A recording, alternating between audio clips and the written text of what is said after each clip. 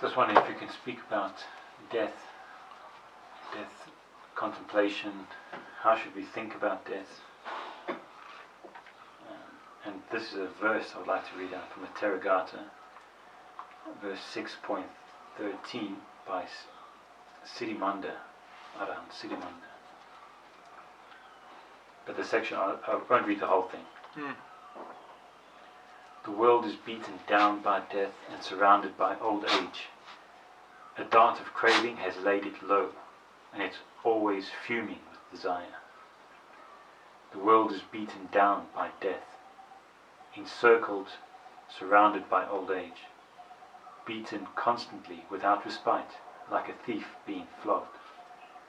Three things are coming like a wall of flame: death, disease, and old age. No power can stand before them, and no speeds enough to flee. Don't waste your day, a little or a lot. Every night that passes shortens your life by that much. Walking or standing, sitting or lying down, your final night draws near. You have no time to be careless.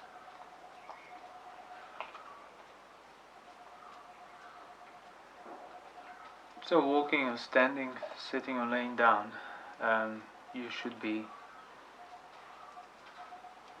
dwelling on the ultimate context, which is what death is.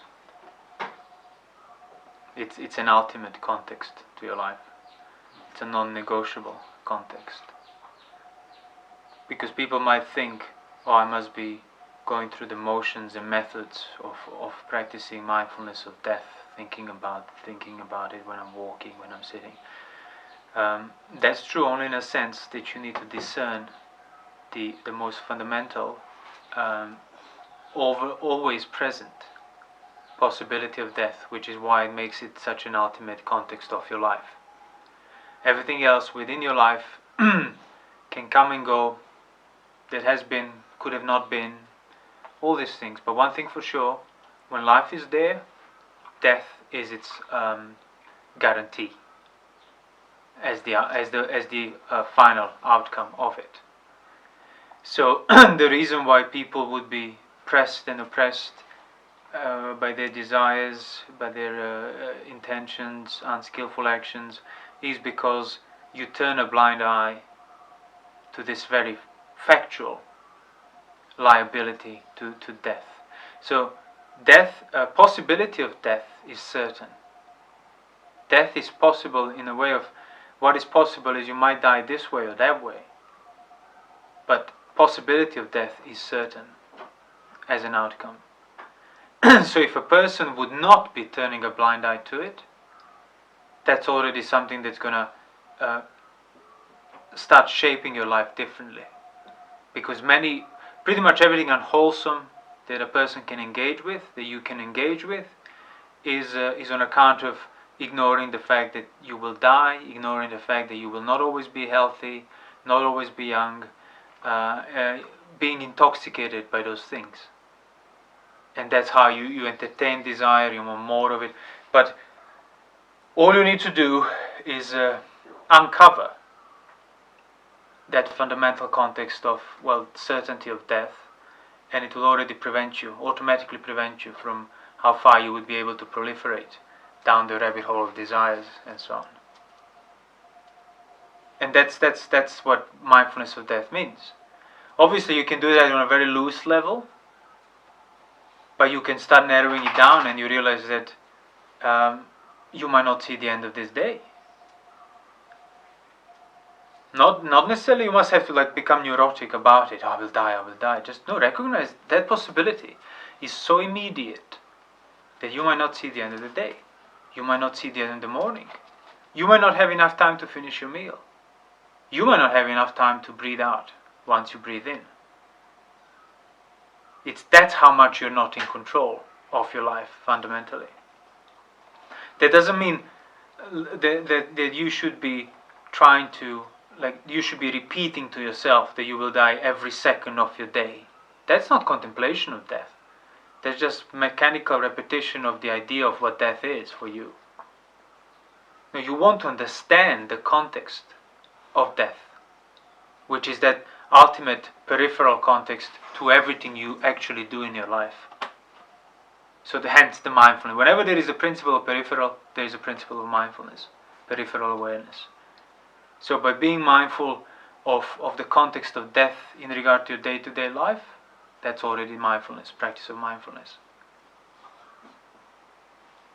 So if a person wants to start practicing that contemplation of death as meditation, as with any other meditation, withdraw yourself from distractions, from company, and think about it. Think, like, if you don't know where to start, just think about the nature of death that is inescapable to you.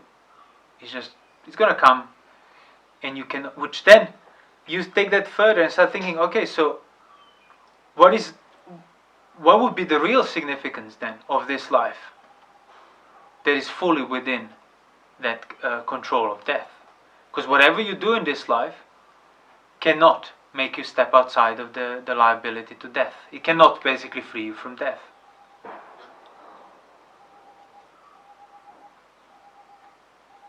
So then when you realize that order cannot change, doesn't matter what you do, doesn't matter what you distract yourself with, doesn't matter what you accomplish with this life.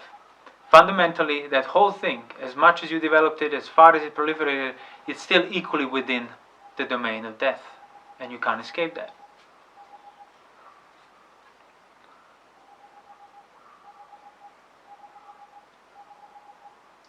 So the practice then would be establishing that right order. That doesn't matter what you do in this life, fundamentally you're liable to sickness, aging and death. Context is not something you need to keep in front of you and think about, I will die. No, just keep it at the back of your mind where it is. Oh, while I'm doing this, this and this, I might die. It's highly likely I'll die as a result of sitting in my room reading a book. But death is equally present there because my life depends upon working organs, upon beating heart, breathing lungs. So if you want to practice mindfulness of death, you see that your life is undermined by the random operation of organs that you have no control over.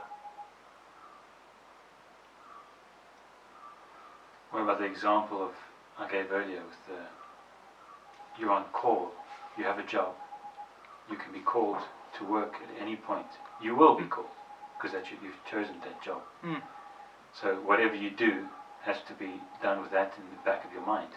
That someone can call you. Well, that's what I mean by context, exactly. So, but it's not a context you can be indifferent to, because it's the context that undermines and affects your life. The simile of that would be, for example, say you have, like a job interview. You have one shot at something that can change your life in a week's time. Whatever you do for that week, this would be at the back of your mind, because it is so important. And you will be, there is a degree of concern in regard to it. Now imagine if that one shot, it's basically death. It's not like a random interview that can go either way. It's as fundamental as losing your life. So you realize what kind of concern would that be peripherally, and how much influence would that have on your choices and decisions in this life. And that's the Dhammapada verse. It was about anger, wasn't it, in the very beginning, where it said, how do you go? Well, it's those who quarrel, they forget that we are all gonna die, basically, that we are all sentenced to death in this life. And because of that, quarrels persist and quarrels develop. Because if you don't forget the ultimate appointment with death that you have, that can, and also again, you can't have you can have a job appointment exact time, exact day, but appointment with death is uncertain in the sense that it can arise at any given time. So you realize that appointment might be today, might be tomorrow, might be in 10 years' time. I can't forget about it. I cannot forget about it because it can be here the next moment. Because if I forget about it, I might fail. So whatever you do then in this life, you do it on the basis of not forgetting about the ultimate context. of your liability to die. Certain possibility of death. And that already you could see how much less you would be able to be pulled by the fleeting desires of the senses or distractions and so on. You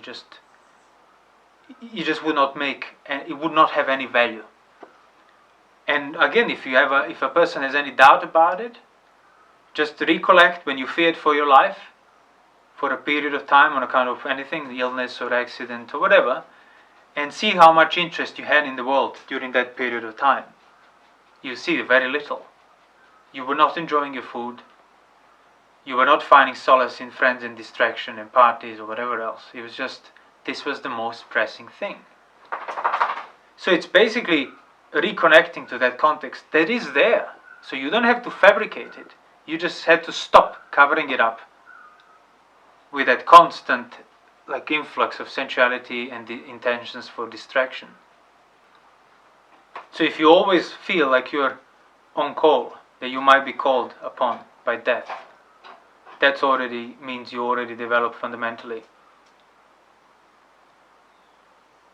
that proper context, which now shapes your decisions, makes you non-careless in regard to things in front of you in your life. And that's essentially what mindfulness of death is. Mindfulness of the certain. Oh, today I have to do this, I have to work in the garden, and I have to go this, I have to go to the supermarket, all these things can stay, but you would see how much less emotionally you would be pulled or affected by any of those things, whether they change, whether they're the way you wanted them to be or they go the other way. You wouldn't be affected. Why? Because you were not there with them. Why? Because you're concerned about death. But that kind of practice can be a bit too sharp for some people. That concern can overwhelm you. But if it doesn't, you could see how quickly you would develop this passion in regard to everything that comes your way. And that's why the Buddha praised it. It's pretty much the quickest way to free your mind from any unwholesome states and ignorance and avoidance of responsibility and so on. But if it's too much, then you practice mindfulness of breathing, because it results in the same as we spoke in the other talks. You realize that your fully controlled act of breathing depends on things that are not your own while you're controlling it, which means your own sense of control is undermined by fundamentally depending upon things you cannot control. Oh, the verse, a Dhammapada verse. Oh, go for it. So that verse you're mentioning in the Dhammapada, it's also in the Thero. Others don't understand that our lives must have limits, or our lives have limits. Those who do understand this settle their quarrels right away. Yeah. You're saying it's the most important thing to your life is the fact that you have an appointment. So if you you can also use that in reverse order, and you can see if you think, oh, but I am practicing mindfulness of death, I am making the effort. Okay, is my mind getting angry? Is my mind getting lustful? If the answer is yes, means you have an established context of death. Because if you were, these things would not be able to arise, let alone persist. You wouldn't be doing trivial things or getting Absolutely. wound up, No. triggered by trivial matters. Impossible, inconceivable. The only way you can be triggered by trivial matters, or non-trivial matters, the only way you could be emotionally triggered by anything, is if you have lost the context of certain death. That's you and yours only.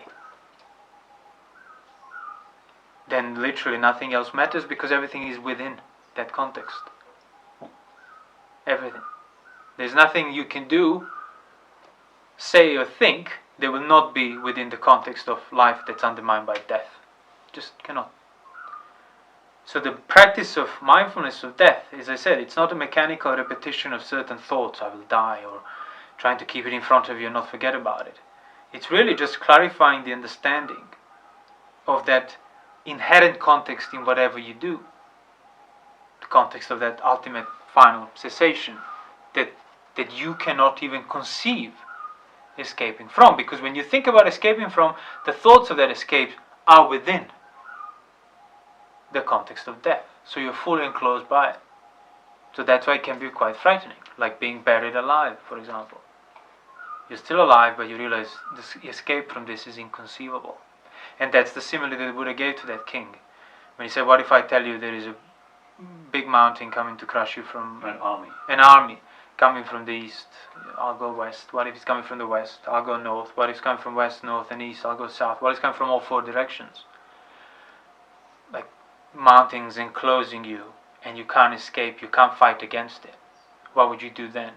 Oh well, then I will reevaluate my life and maybe become a monk and try and free myself internally. Because yeah, that's what life is. There is no escape in any direction from that liability to death. And it's on the basis of simply ignoring that obvious truth, not letting it sink in, that's why people get up to all sorts of unwholesome, horrible things as well. People can do just on account of not. It's like the duty, isn't it? Well, pretty much. If you do that, you don't have to worry about most of the other things that you worry about. Yeah. So like, yeah. So you replace, which is better, thousands of worries that overwhelm you every single day, or just develop one fundamental concern, whereby everything else is included and nothing can affect you on account of it. That's a good deal. But not for the mind that's not trained, not for the mind that hasn't developed virtue. They can't see that as a good deal. They just see that as a direct threat and terror. Why? Because they still have a view that sensuality, distraction, acts of will, anything, any little things that you do based on passion, they still value that as a mean of escape. They imply that if I don't think about death, I'm not affected by it. That's not like a rational thought that they pre-plan. No, simply the habit of ignoring maintains that ignorance. So you feel like you're sheltered from death. Until, of course, circumstances remind you that it's otherwise.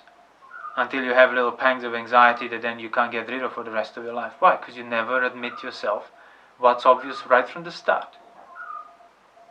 That as soon as you're born, you're old enough to die, pretty much. The second you you're conceived, you're liable to death. And that's it. So it's really not even a negotiable context. But people might say, oh, you shouldn't be thinking about this because you won't enjoy life. Well, you won't enjoy life in an unwholesome sense. But you certainly appreciate it in a wholesome sense. As a possibility of developing wisdom that will then free you from death. As a possibility for doing good and maybe showing others who want to hear. So there is still plenty you can do in this life within the context of death. They won't be as futile as simply distracting yourself from the obvious truths.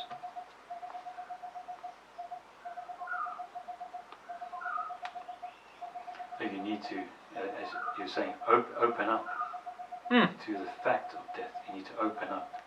Don't close yourself off to that idea, to that thing. Yeah. And if you close yourself, it will be out of fear. So then, okay, you might not be able to take it all in at once, which is fine.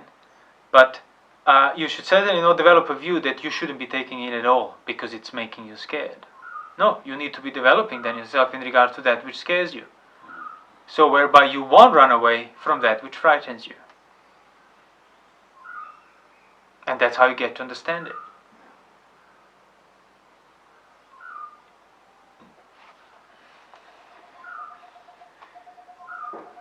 The Buddha says that a monk should think, I could die today, a snake could bite me, could fall down, the elements might change and destroy me, my body might get sick, Might have a heart attack, centipede, whatever it is. accidents. And then he thinks, this could happen, that could happen, this could happen. Yeah. But So he doesn't go mindlessly through the motions of snake might bite me, I might fall, my heart might stop. yeah. No, he thinks these things to re-evoke the context of I am susceptible to dying at any given moment. Having established that context, he doesn't need to keep thinking about it, because now whatever he does already maintains the context, because that already is implying, yeah, it can end at any given moment because you can die. Says, there's poisonous snakes in the field, that could kill you. You don't have to repeat yourself. Exactly. Snakes. The snakes are in the field, You you already know. there. Yeah. So that's what I mean. Mindfulness properly done, it's on the level of knowledge. You know means the thing is there present. The context is there present because you know it. And that's why mindfulness and memory, recollecting, it goes hand in hand. Because it's not a mechanical focusing technique that you will be doing on account of different meditation objects. No, it's really developing the knowledge of the context. So there are snakes in the field. You don't go around, snakes are in the field, snakes are in the field. Whenever you step in the field, that's the context of the field. Even if you don't actively think about it. You see a stick. Whenever a little grass moves and touches you, and you know that from experience, moves and touches your ankle, you are there instantaneously. Boom. Because the context is there, because it's fully understood and became part of being in the field, walking in the wilderness. You don't think about it because it's there now. It's became part of the significance of the thing that you're experiencing. But that cannot be done mindlessly. It becomes part of the significance when you understood it as part of significance. And that's how you want. That's what I mean, watchfulness. Like you don't forget about it. I think even Ajahn Chah gave a similar example. It was like a mother that has to go and do the work outside and leaves the baby inside. So she's out there only for the amount of time, minimum amount she has to finish the work. She doesn't linger. She doesn't forget about her baby. She doesn't distract herself from it. Means whatever she's doing, the back of her mind still maintains the importance of a certain context. And when she's done, she goes back to it. And that's like the development of mind, the development of mindfulness. The importance of that watchfulness. If she doesn't go down the street, leave the kid alone, or get drunk, maybe something. Well, yeah, I suppose. Yeah. So she doesn't completely. If she cares, if she has concern about the child, yeah. she wouldn't be doing it. Yeah, it's a boundary for her. She doesn't overstep So those boundaries. why would I then be breaking the precepts? Why would I then be careless when I might die within 10 seconds? My heart might stop. Oh, it probably won't. Yeah, but it might.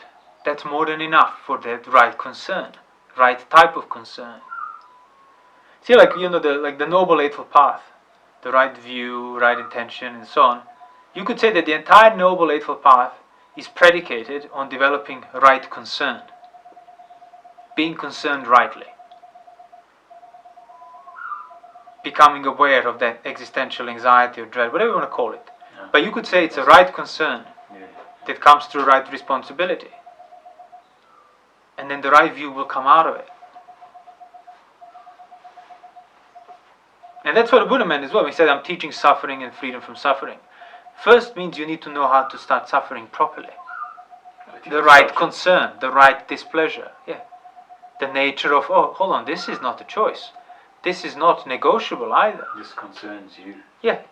Only me. It cannot be compared to other concerns, to other people. It's just my and my only.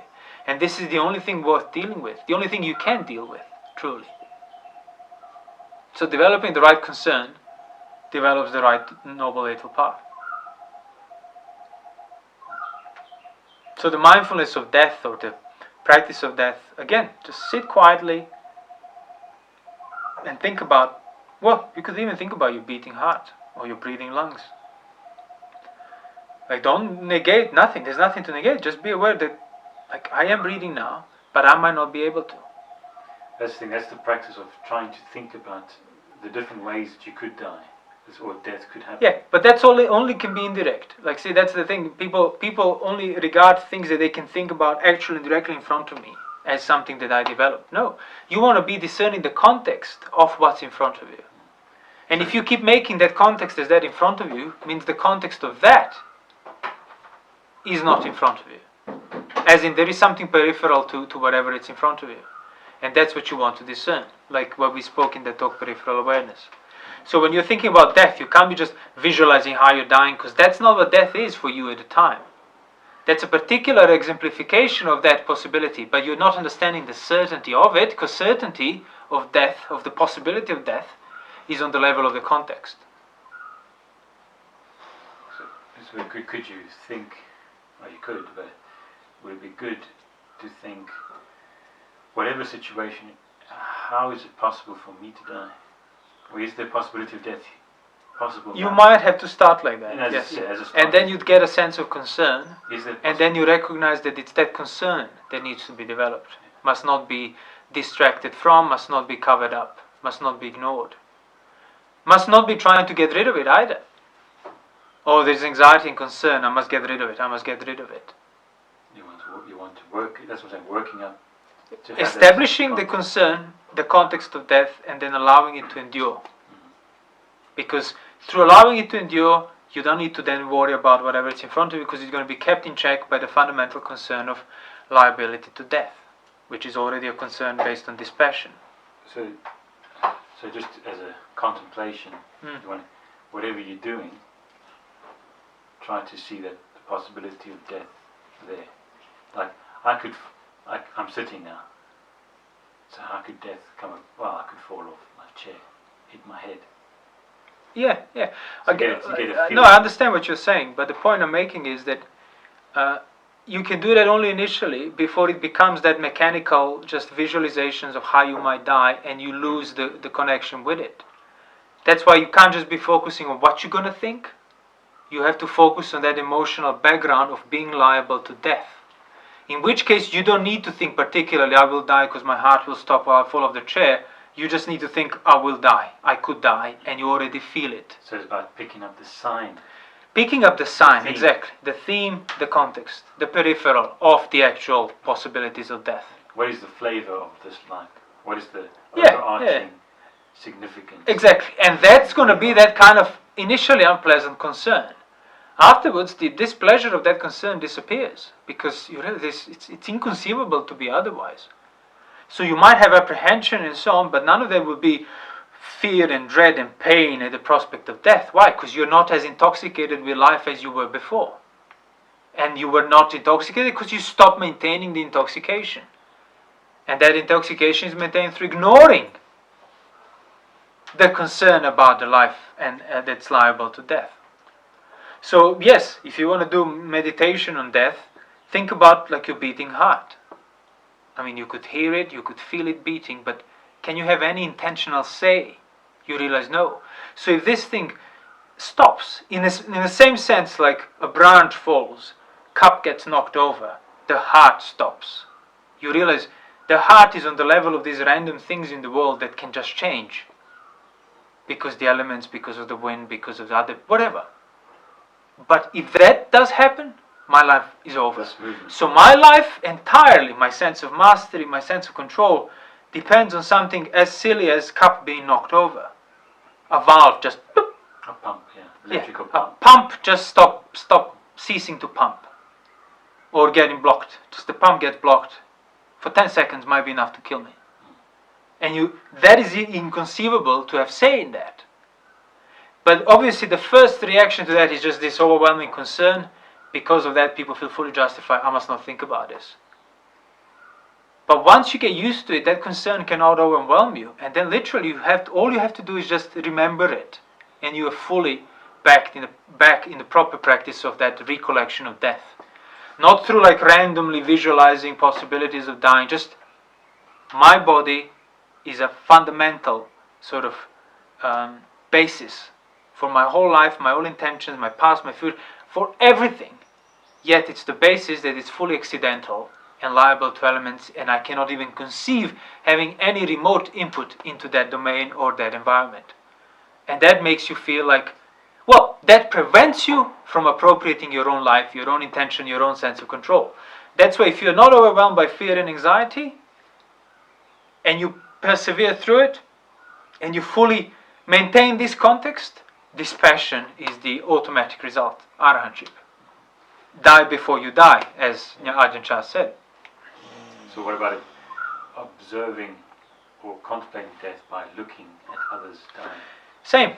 Same. That can, if you use that to re-evoke concern for your own life and death as a context, emotional context, that you realize, I better deal with this while I can, then it's fine. But if you only use it for some sort of like a, at arm's length, so to speak, not really allow it to come in because it's going to overwhelm you, and just try to, observe and learn through observation, that's not death that you're learning about. You're learning about the external manifestation of someone else's death.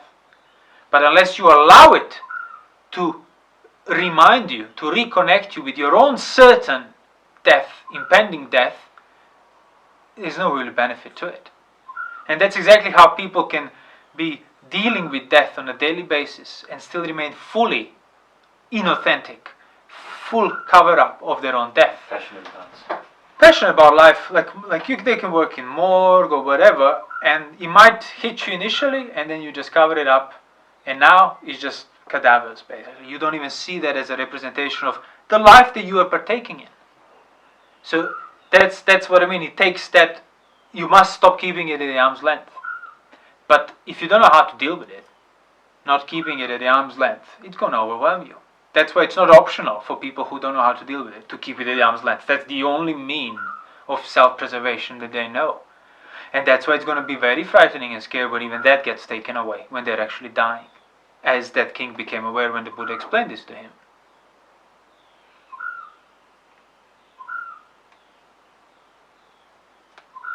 And that's why those people who would understand what the Buddha's teaching would freak out and think, oh, they will kill us. And the Buddha said, yeah, for any mind that hasn't been sort of restrained, that still values passion, that still values life, that still values, oh, this is mine and I am, these truths will be like frightening, terrifying, overwhelming. Fall on the ground, beat their breast, pull their hair, full despair. Because they realize this is inescapable. The only way to escape it is to stop appropriating it internally. But in order to stop appropriating means you have to stop appropriating everything. Your likes and your dislikes. You have to see them with wisdom and fully understand it.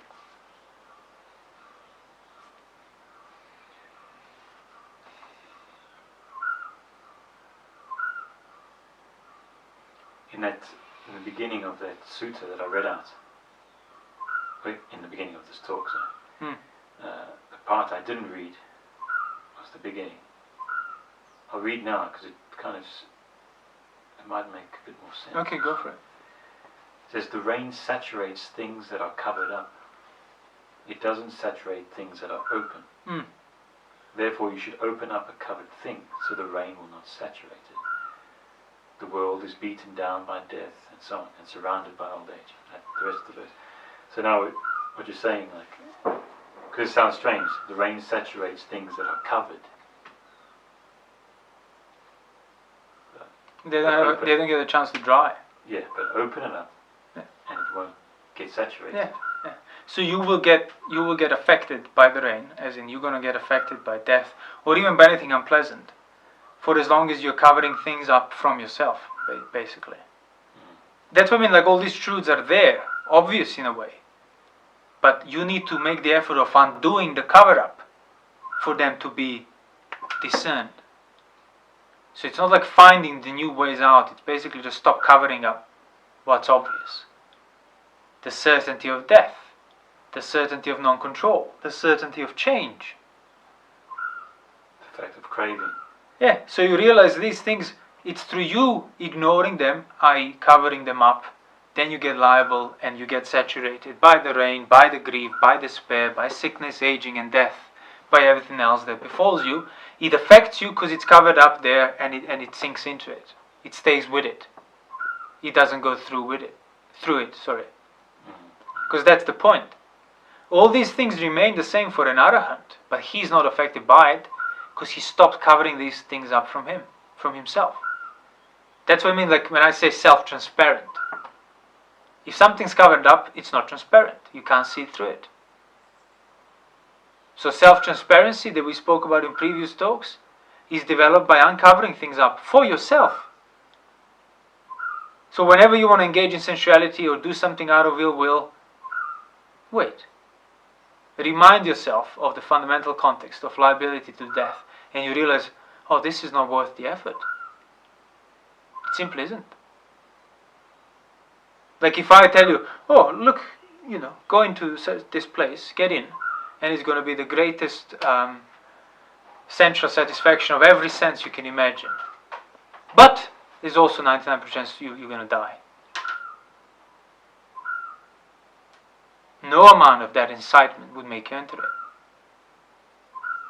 Because you just, it's not worth it. Because now, or if I tell you, go in this place, enjoy food and whatever else, but at the end of it, within half an hour, you'll be dead.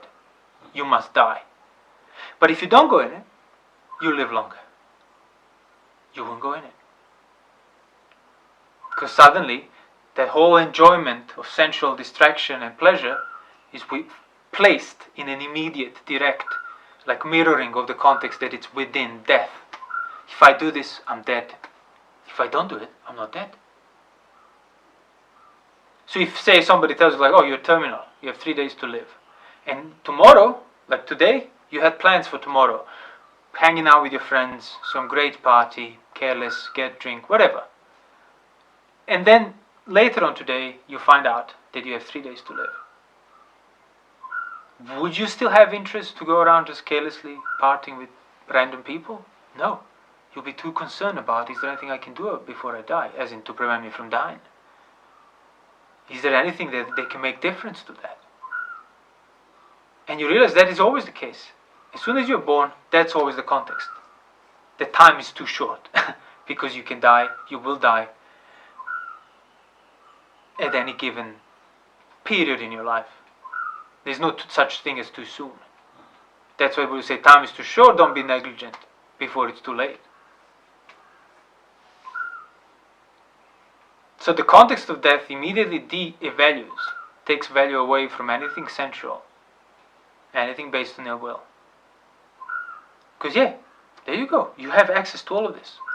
But death is waiting for you at the end of it. Oh, I'm not going to do it then. Okay, well, it's exactly the same principle that applies to your life. Whatever you do in this life, death waits above you. Oh, okay, so then you automatically become more aware. Just through discerning that context. Nothing else. Just you remember the appointment, the impending appointment, that can be sort of activated at any time.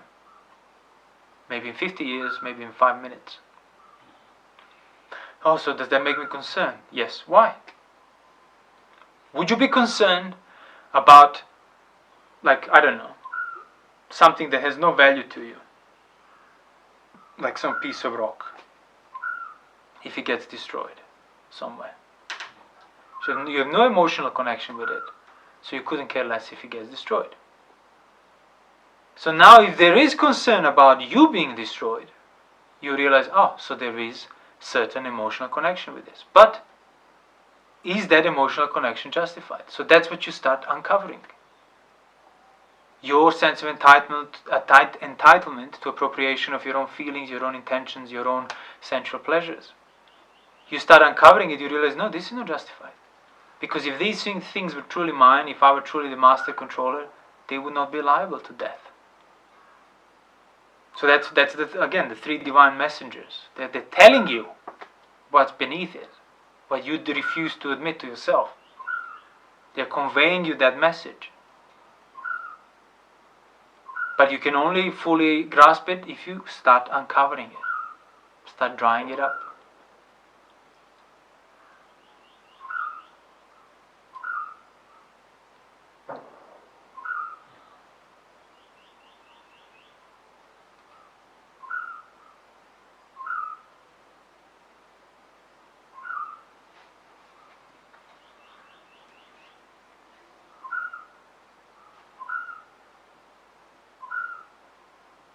So if you want to meditate on it, set aside half an hour or whatever you have, without any distractions. Think about your liability to death until you develop that context that slightly, or not so slightly, concerns you, and then just allow it to endure. If you're thinking, what do I do next? Nothing. All I do is make sure that this context remains transparent for this half an hour that I'm meditating. Nothing else. So if my thoughts start coming, I let them, while I still keep a quarter eye on that context. Okay. If I go away and, oh, I forgot, then you go back to the context. And again, just so to let your mind start going again, but you not losing the sight of the context. That's the practice of mindfulness that results in samadhi that then feeds mindfulness. Because you're learning how to not forget about the context, even when other things are happening. And that's life. So if whatever's happening in your day-to-day life, then you still have that context at the back of your mind. That is the unshakable mindfulness, what the Buddha meant by it. That is the proper Maranasati. So whether I'm eating, taking food, or breathing in, breathing out, the context remains at the back, and I have not lost connection with it. Doesn't mean I must have it all the time in front of me. No, quite the opposite. Means I should be able to allow it to go as far as you want, but I still won't completely lose the sight of it. And if you think, have I lost? Is there greed, aversion, delusion in my mind? Is there desire for distraction, carelessness, sensuality, ill will, anger? Yes. The context. I can't say I'm rooted in the context anymore. When you're rooted in the context, these things cannot arise. Amidst sensuality, amidst irritable things, they can't arise. Because they require passion and context of death are mutually exclusive. Passion requires that ignoring the fact that this is all subject to this certain destruction. But if you can't ignore that anymore, means you can't engage in passion anymore. That's what Buddha meant. Those people who are not mindful, as in those people who are not aware of that context, they're as if dead already. They're fully under that weight of death. The only way to not partake in it, not be affected by it, is to fully understand that context of death. So by being unmindful, you're fully subscribed, fully covered up, fully cocooned in that liability of certain death. Means you're as if dead. Doesn't matter if it's in 5 minutes or 50 years. The life, the true meaning of life would be that which is not permeable by death, that which is not subjected to death. That would be the true life.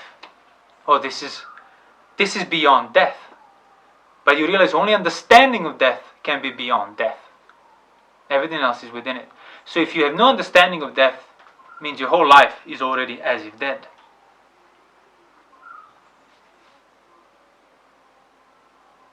Hence, mindfulness is the path to deathless. Peripheral awareness of that context will take you out of the confinements of it through understanding. Not like you're going to develop something outside of it. That's impossible. You're going to just lose any passion, any appropriation, any relationship with it, with everything that's liable to death, which is 5 aggregates, which is your experience as a whole, your life, past, future, all of it. So it's not about destroying it and not having it arise. No, because that's something you're experiencing, which means it's another thing that has arisen for you. It's about removing the emotional connection and appropriation of it. And you will know you're removing it, whereby if you think about losing your life, is there concern arising? Is there fear? Is there worry? No? Means okay. Then I'm not holding to anything, even if death comes next second.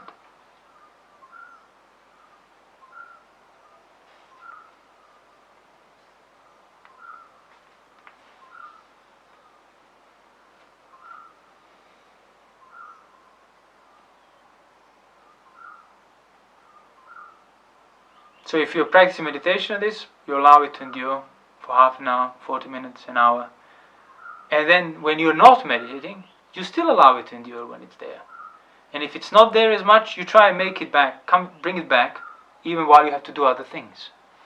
Because nothing in the world is an excuse for ignoring the fact that death is certain.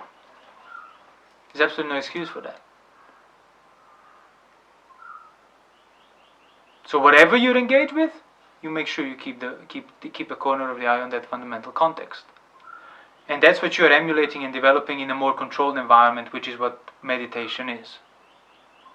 But not controlled environment of mechanical method, but controlled environment of reflection and discerning the signs and tokens of what are the implications, how does it feel pretty much, of being liable to death at any given moment.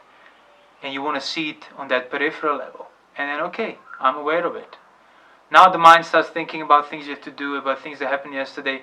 But if that context is there will be no passion in regard to it. You start losing the context, you re-establish it. There's also an idea that when I must practice so that when death happens, I'll be able to control it in a nice way. Yeah, because that's what I mean. That's what I was describing before. Like for people, they're so used to just focusing what's in front of them. And they think if I just learn the art of focusing, regardless of what nature of things that I'm focusing on is, then when death comes in front of me, I'll be able to, attend it rightly. But as we described in previous talks, attention is not what's in front of you. The roots of your attention are from that peripheral. Which means if you haven't addressed things on that peripheral level, by the time they're in front of you, it's too late. And you can see that while you're still alive. Because truly, if you developed your focusing so far, if that were to work, focusing on the one moment in front of you, after one session, that focusing, you would be completely free from desire, from ill will, from fear, from anything unwholesome. But the fact that you're not means no amount of focusing can help you with that. Only understanding that would then prevent it from affecting you in the first place. Because that whole idea of I'll practice focusing so when the death comes I'll know how to deal with it. That whole idea is rooted still in that view of management. Management as in requiring to be affected and then learning how to manage it. No, you want to uproot it whereby it doesn't affect you in the first place. So the only way to reach the deathless in this life is to really abandon everything that is subjected to that death. And then you will know that while you're still alive. Because if you wait for death to confirm it to you, means you don't know it. Means there won't be a confirmation you wanted to hear. That's why Arahant already knows that death that has been abandoned and so on. Even before he dies.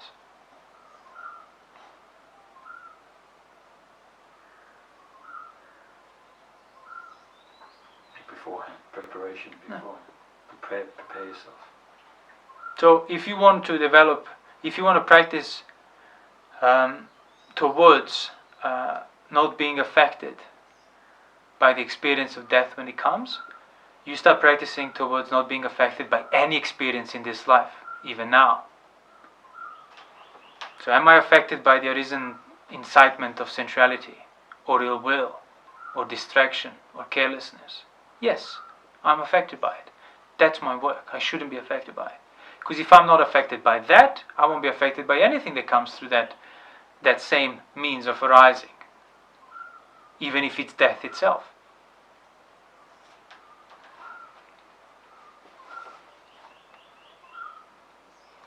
But people think, I'll just do this focusing practice and that's somehow magically going to result in me controlling the death experience. When death comes, I'll be in charge. Are you in charge now? Can you say no to yourself when sensuality presents itself? How many people can answer yes to that question? I'm not even affected in the first place, let alone I have to manage my restraint. No, I'm not affected in the first place. Yet here you are expecting to magically be able to deal with death simply on account of some mechanical nostril watching practice. The only way you won't be affected by death is if the life itself stops affecting you.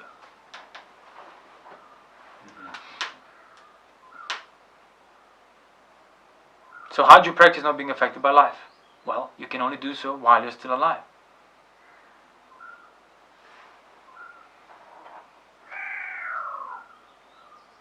You can only do so by discerning what being affected is. By admitting it to yourself, by uncovering it, by understanding it. Once you know what it is, you have a sense as well as to what you have to do in order to not be affected by it.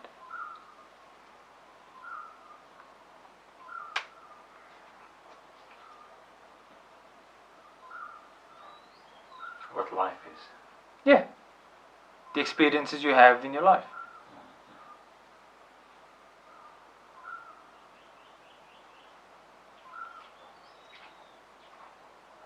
What context it arises in. There's always a context, Always internally, there's always a context, which is why people spend most of the time covering it up. Because it always reveals you that which you don't want to see necessarily. Or rather, it takes time and effort to be able to get used to seeing it and then not be suffering on account of it. That's why the life, samsara and the whole sensuality goes with the grain. It's effortless to turn a blind eye. It's effortless to engage with sensuality. So you need to start making the effort to pull yourself out of it before you'll be able to appreciate then the restraint, solitude, non-distraction, non-ill will. You won't naturally value those things. Effort and wisdom.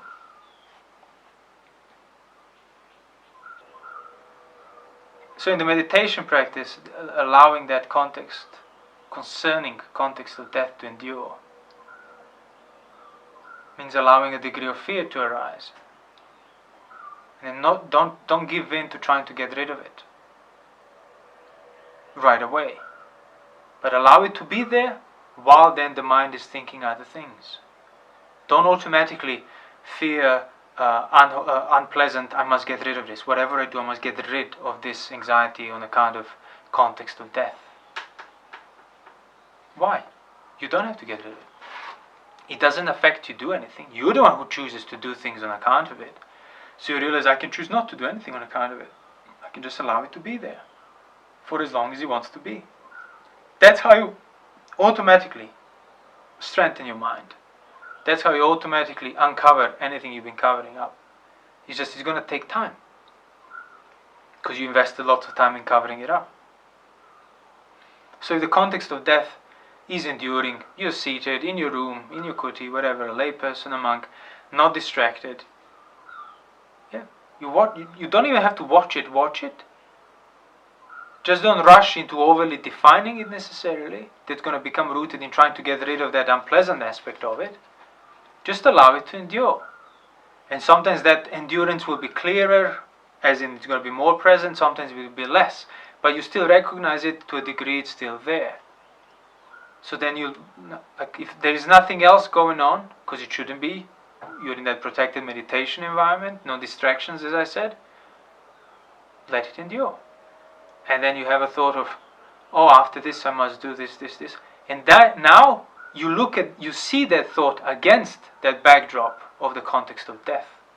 As in, things that you must do, your duties, are now seen against the context of death. Or you have a memory of something that happened in the past that bothers you. But now against the context of death, that memory has arisen. And that's already, you're not as bothered as much. Because you got a bigger picture now. You're not sucked into what bothers you because you stop trying to get rid of the unpleasant. And now you have the ultimate unpleasant, the prospect of death. Any other more inferior unpleasant won't be unpleasant. So, if those thoughts present themselves, you let them present themselves.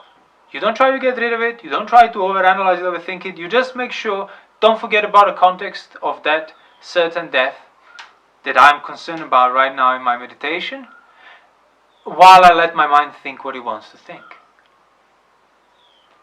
And the point will come if you keep doing it, whereby the context will be immovable, imperturbable in regard to whatever your mind thinks.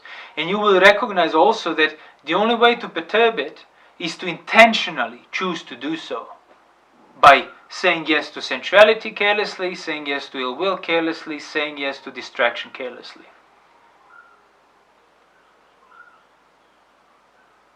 Oh, I'll think about that later. That's already a careless choice. Because you're not thinking about that context. That's the point I'm making. You're not, I'm thinking about it, I'm dead, I'm going to be dead, I'm going to be dead. No, it's there enduring on its own. You're actually thinking about your duties or things that bother you or things that you like. That's what you're thinking. But now, on the basis of the context that you discerned. So that context is there peripherally as a container of all these things that you do. Which means there will be less and less ground. The longer that context endures, less and less basis for passion towards these particular things will be. And that is effortless as well, because you're not thinking about it. All you need to do is abstain from intentionally covering it up. And abstaining is effortless. It doesn't require you to do something. It just requires you to not do something. So that's what meditation is. Whatever your object of it might be. Developing the same principle. Peripherally enduring context that becomes imperturbable, as the Buddha would describe in Samadhi, in regard to things that are inferior to it. Things that are actually presenting themselves. That's why I say it establishes his mind in the divine abiding of the jhana, and whether he sits, walks, urinates, defecates, eats, his mind is divine in that state. Because all these things are inferior to his establishment. Establish your mind in the context of death, certain death. Absolutely no, not even a grain of opportunity for passion to arise, if that context fully saturates your mind. And that's effortless. Because the context is there on its own. that's what things are genuinely subjective to. It's a fact, it's a factual context. The only reason it's not saturating anything is because you're covering it up. You covered it up. And you keep maintaining that covering up through engaging with unwholesome sensuality, ill will, and so on. You don't create death. No, that's the whole point. In the same sense, you don't create the Dhamma. Even the Buddha said it's just an ancient path that was covered. He uncovered it. He didn't create anything. It's just discernment of these factual, universal truths. So that's what meditation should be revolving around. Doesn't matter if you do it for 15 minutes or for 5 hours. Establishing your mind upon the greater context that is infertile basis for any passion, any ill will. They cannot exist on that context. And then you let that context endure until your mind gets established in it. And you know your mind is established in it when you cannot be passionate. You cannot be affected by the arisen feeling. Pleasant, unpleasant, or neutral. And then you also know when you're about to do something, if it's going to make you more firmly established in that context, or it's going to take you away from it. The choice becomes much clearer. Oh, this is unwholesome, this is wholesome. Unwholesome means takes you away from the wholesome context. Wholesome means keeps you within the wholesome context. In line with the truth. Yeah, on the basis within that domain. Doesn't contradict it, doesn't abolish it, doesn't drag you down from it.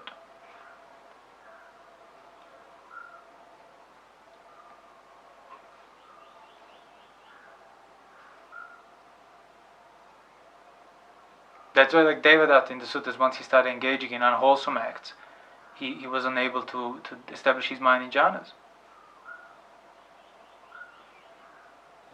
It wasn't some magical energy that got trapped or evaporated. No. It's just unwholesome, contradicts the domain of it.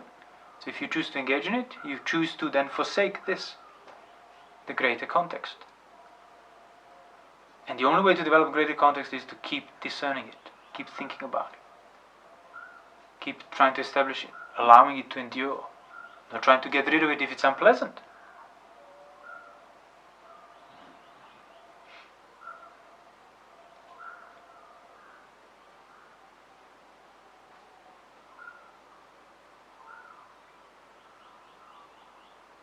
That's why you can't crave for it either. You can't crave for jhanas. You can't crave for the imperturbable, wholesome samadhi. Because craving is always towards the actual. Feeling in regard to the actual thing. That's what you crave for. But this is the context of it. And now your mind is established in that, which means your mind then became unreachable by any craving. Hence no room for anything that's based on that craving. Sensuality, ill will, delusion and distraction.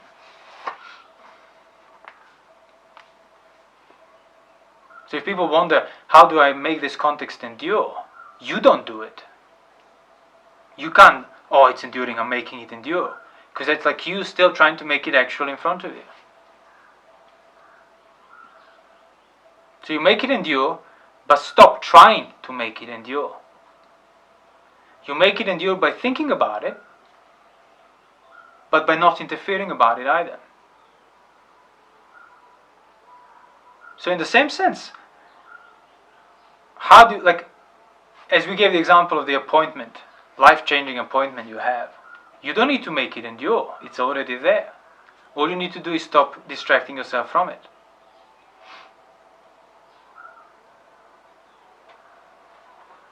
You can't cancel the appointment. No, well, you can't cancel this appointment.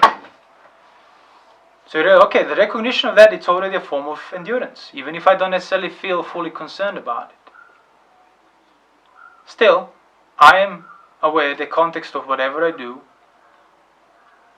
it's going to end. All of it is subjected. It can end even before I realize it will end. My beating heart right now can stop. Allow that thought to endure. Don't overthink it. Don't give in to fear of it. Just allow it to endure. Allow that thought to endure, and then see other things that appear in your mind against enduring of that thought. Because you're not looking for a specific answer. Oh, this is what it is, or this is how it will be. You're looking for the evoking of the context of being liable to death. That's how you create that connection. So while I'm sitting here, breathing, secluded from unwholesome, secluded from distraction, what if this beating muscle in my chest were to stop? Don't answer it. Don't provide an excuse or an explanation. Just allow that question to sink in. What if it were to stop? And then mind, well, this, all that is secondary. Still, allow just the question to endure.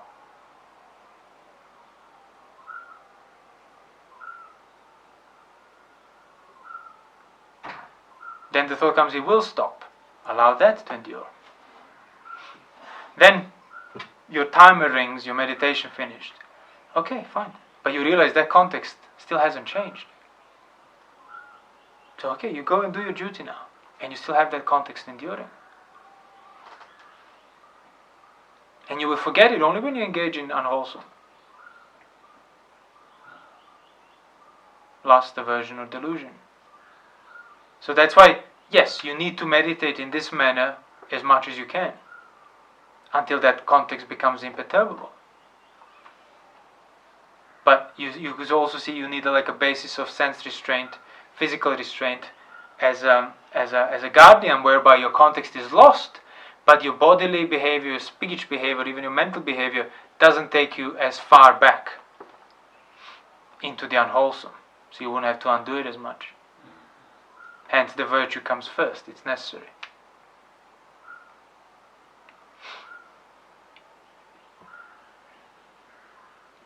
So if the context is enduring now, you still haven't forgotten that your beating heart might stop, that you're fundamentally liable to death, you have a degree of concern. What do I do now? Well, you include the thought of what do I do now against that context, and you realize you don't do anything. You don't need to do anything. Is the context still there? Yes.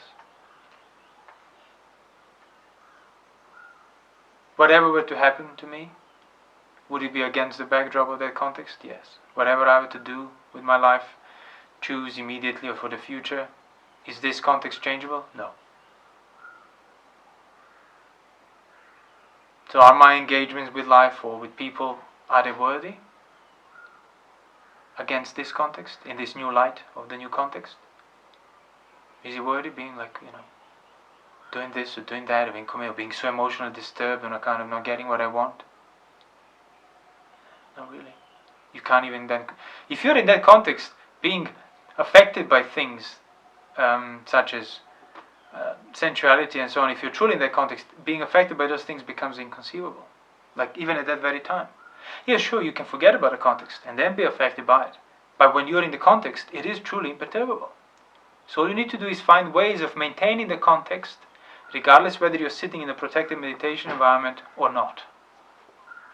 Hence, seated, walking, lying down, extending his arms, eating, urinating, defecating, whatever you do. You maintain the context. Day and night. To the extent necessary for obliterating any ground for any passion to manifest again. Passion, not things that you're passionate towards.